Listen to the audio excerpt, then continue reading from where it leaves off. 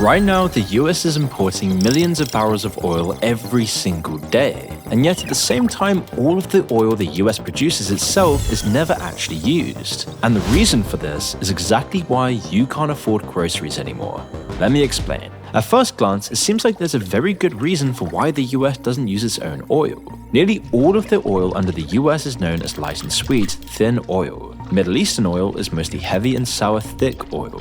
While you can't get as much gasoline or diesel out of it, it can be turned into things that America's light oil just can't, like asphalt. America is one of the only countries in the world with the ability to refine the heavy crude oil. In fact, nearly all of the refineries are designed to deal with the kinds of heavy oil you just can't find in the US. All of this means, quite conventionally, as we'll find out later, that it's cheaper to just keep importing oil from the Middle East. What's more, it would take billions to change the system or even build new refineries. And even if you did change everything to suit American oil, you'd still need heavy oil to make tons of other products apart from gasoline. Well, at least that's the official story, but it leaves one huge question out. Why is America's oil system built around the worst type of oil? And who's even benefiting from this? According to Forbes' 2025 list, 15 people now dominate the billionaire ranks, up from just 6 in 2023. And back when the list started in 1987, there were only 2 people who had over $28 billion adjusted for inflation. Today, that doesn't even crack the top 50. In 2024 alone, billionaire wealth has surged by $2 trillion. We're going into an age of trillionaires. And since the top 1% have taken nearly 40% of all the wealth in the US, the result is leading to rampant inequality. And with rising debt and a coming economic downturn, this could end up being a recipe for chaos. And one thing buried underground may be the root of all of this, and that is oil. To put everything into perspective, the US is sitting on an estimated 264 billion barrels of untapped thin oil. There's over 60 billion barrels under Texas alone, which is weird considering the fact that the US has been hit hard by oil and fuel shortages time and time again. It's given OPEC tons of power to exploit the US. And what's more is that this US thin oil is actually better oil overall than most other oil that's being imported. It's cheaper, it's cleaner, it's easier to refine, and it's actually better for the environment. Even with all of this, you would think that just one major shortage or one big scare would be enough to start the process of switching things over, especially when this could end up being more profitable for the US in the long run anyway. This affects every single person living in America, but because it's not being used, it's making everyone poorer in ways that most can't even comprehend. And the truth of this has been covered up for decades. So to understand this full picture, we need to go back to 1973 to see how this is making you poorer and ruining America from the inside out. The Middle East had been a ticking time bomb since the colonial powers left after World War II. Then came the creation of Israel, and a string of wars that followed that only deepened the chaos. So by 1973, Egypt and Syria launched one more attempt to reclaim lost land. But their most powerful weapon wasn't on the battlefield, it was oil. The embargo they triggered didn't just punish Israel's backers, it brought the US economy to its knees. When they announced the policy, it had an immediate devastating effect. Oil prices skyrocketed overnight in the US, rising by over 500%. This didn't just affect the bill at the gas station though, all of America ran on oil as well. Without energy, things started slowing down quite literally. As among a range of measures to try and deal with the crisis, the US actually had to lower the maximum speed limit across the country to just 55 miles per hour. The following economic catastrophe was the biggest problem though. In the 2 years after the crisis, the stock market lost over 45% of its value. And the US never truly recovered from this. Now this alone goes towards explaining the dire circumstances we live in today. It was the end of the golden age, the first act in a long decline which we're still seeing today. But just because it was the beginning of the end doesn't mean it was the cause of it, as we still haven't actually reached the real reason why this was all so important, and how this made you poorer than you should be today. But before we continue, have you ever caught yourself reaching for a bad habit without even thinking about it? Maybe because it's out of stress, boredom, or just wanting to fit in. Well, that's where Fume comes in. It's not about quitting, it's about replacing. Fume, the sponsor of today's video, offers a simple and enjoyable way to break away from bad habits while still having something satisfying to reach for. There's no vapor or nicotine, just flavor. Because Fume is an award-winning flavored air device that delivers great taste without any harmful chemicals. Instead of actually inhaling vapor, you just just simply breathe in natural, non-toxic flavors that satisfies the craving without the downsides. And whether you're just looking to keep your hands busy or curb an urge, Fume's premium wooden design is built for both flavor and function. The magnetic fidget features adds an extra layer of satisfaction, making it perfect for relieving stress or staying focused. And it also just looks so sleek and aesthetic. When you hold it in your hand, Fume feels premium, and it's easy to take anywhere, whether you're at work, traveling, or just relaxing at home. Personally for me, my go-to flavor is crisp mint because it's super refreshing and keeps me feeling sharp throughout the day. But Fume also offers tons of different flavors, so there's something for everyone, which is why over 500,000 people have already made the switch to Fume as part of their habit change journey. So if you're ready to try it for yourself, now is the time. And right now, if you order the Journey Pack using my code MOON, you'll get a free Fume topper. So if you've been thinking about changing your habits, this is the perfect first step. Go to tryfume.com/moon or scan the QR code on screen to grab yours today.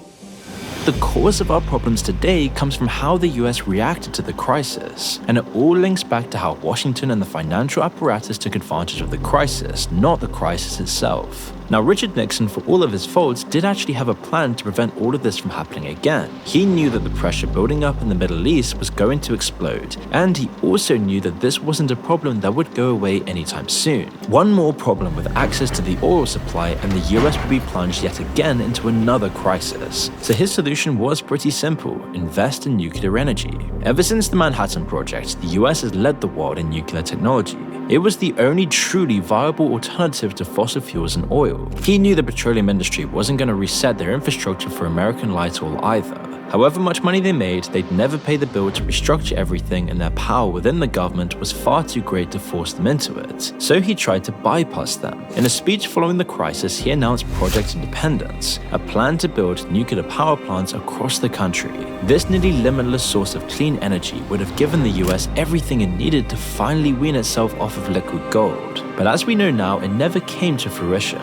Nixon's plan was ambitious, but it lasted about as long as he did. A year later, the brewing Watergate crisis pushed him out of office. The US government was then left in shambles with seemingly nobody at the helm. That was except for one man who would decide the fate of the world's future: Henry Kissinger. He had a different plan to secure America's future, and it wasn't based on nuclear energy. Instead, he was going to work with Wall Street to secure America's dominance over the world, and he was going to use oil to do it. Just a couple of years before the crisis, US policymakers had been focused on an entirely different problem, one that would change America forever. In this period, the US economy had been growing at insane rates, and all of this time the currency had been pegged to gold. But now, the supply of gold was being outpaced by the rest of the economy, which was inflating more and more every single day. The gold standard at least gave the dollar some legitimacy, but eventually the gold standard was to become almost obsolete, and so the US needed a new system, one that could benefit a handful of people. So Kissinger devised a plan to secure America's economic dominance without the gold standard, whilst also enriching his friends in the finance industry and putting them in a dominant position over US politics. So remember the war we mentioned earlier, the one that caused this whole oil crisis to begin with? Well, Kissinger was instrumental in causing this exact war. While he didn't create the geopolitical issues to begin with, he definitely didn't help solve them either. We now know he played both sides off each other, pushing them further and further until war was almost inevitable. But then when it finally did happen and Israel's enemies embargoed oil, he was then ready to step in with a whole new deal to fix the crisis of his own making. Instead of trying to resurrect the gold standard, Kissinger's plan was just to replace it entirely. In a secret agreement only recently uncovered, Kissinger signed a deal with Saudi Arabia to begin a long and uneasy alliance. The cornerstone of the deal was what would be known as the petrodollar system. And it was a simple idea really.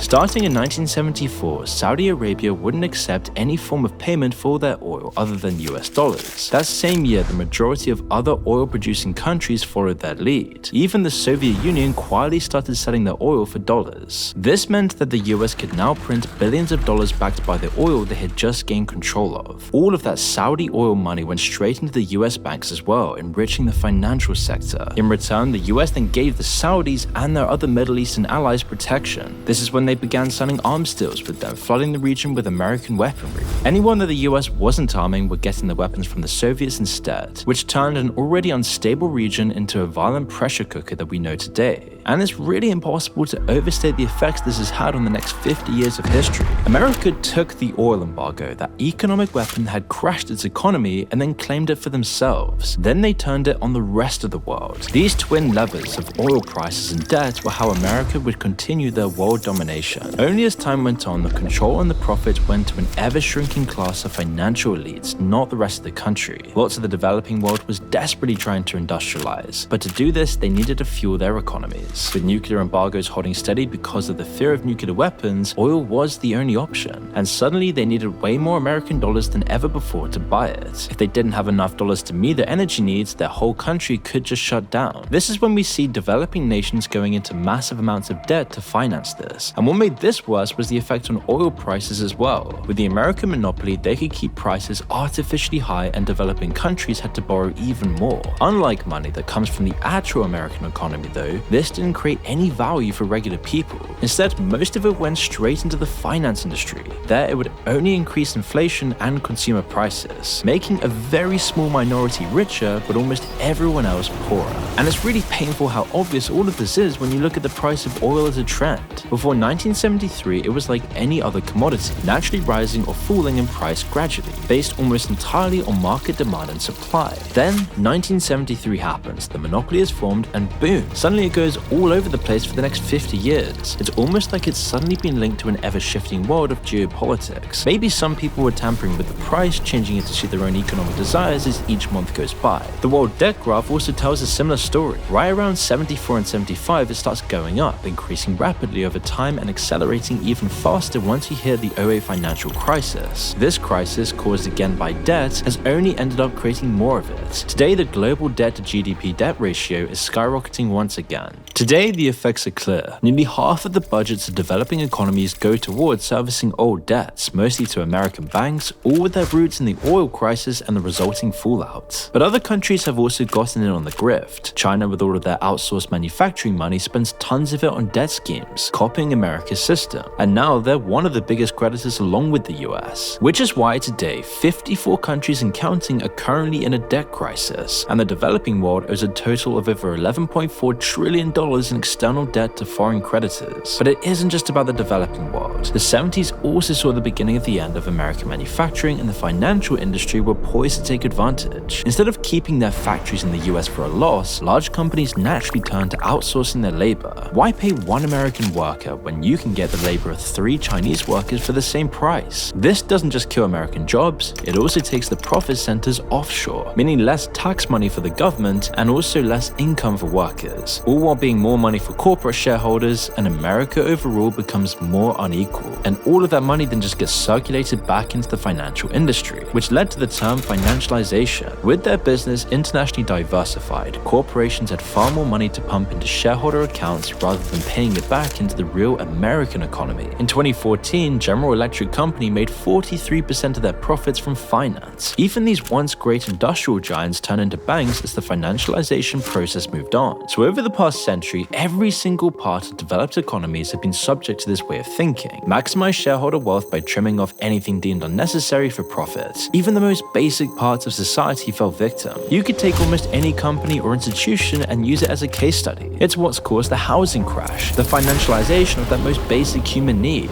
It took control and they inflated values more and more until the whole bubble burst from a relatively small amount of bad loans right at the core of it all. Meanwhile, to maintain the state of affairs, American foreign policy has also needed to change as well. Instead of keeping out of foreign conflicts, the US has to almost constantly interfere in the Middle East to maintain their status quo. If the balance in the everlasting Cold War between Iran and Saudi Arabia ever shifts too drastically, then that could upset their oil monopoly and the whole petrodollar system. It's led America to be an interventionist state, spending its population's money on unwinnable wars and propping up corrupt and ineffective regimes, only to fall apart the second America takes its troops out. It's all the more tragic when you begin to think about what could have happened instead. If Nixon's nuclear plan had been put into practice, the US would have built hundreds of power plants. They would have satisfied its energy need decades ago, and it would still be enough energy production even today. With all of that nuclear energy, the US wouldn't have been able to maintain the oil-based monopoly it refuses to give up. But instead, Kissinger and the establishment he represented killed nuclear energy in the crib. Disasters were then played up, public opinion was shifted, and the investment was stopped. So all of this brings us right back to the question we asked at the start. Why doesn't the US use the oil under its feet? Well, it should be clear now. The oil doesn't get used because the US is set up to make use of Saudi oil instead. That imported oil created the petrodollar system and put the entire financial industry in control of the world economy, something which it ran into the ground all to maximize shareholder profit. So while it may have outgrown the actual need for that oil long ago, the US economy and the world economy needs that oil to still maintain the appearance of being useful. When the illusion does finally break, it'll create